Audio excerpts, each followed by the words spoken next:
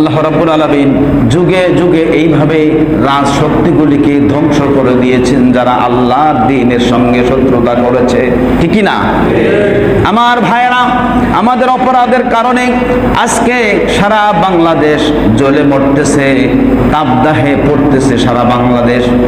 অথচ সৌদি আরব সহ মিডল ইস্টের অনেক দেশে বন্যা হচ্ছে, বৃষ্টি হচ্ছে, ঠিক কি না? বৃষ্টি না হওয়ার কারণ কি? হাদিস পড়তে পড়তে খুঁজতে খুঁজতে পেলাম রাসূলুল্লাহ সাল্লাল্লাহু আলাইহি ওয়াসাল্লাম 5টি আযাবের কথা বলেছেন। 5টি কারণে 5টি আযাব। আল্লাহ তাআলা কোরআনুল কারীমের সূরা শুরার 30 নম্বর আয়াতে বলছেন, ওমা আসাবাকুম মিন মুসিবাতিন ফাবিমা কাসাবাত আইদিকুম। তোমাদের কোনো বালা মুসিবত তোমাদেরকে পাকড়াও করে না যেটা তোমাদের হাতের কামাই নয়।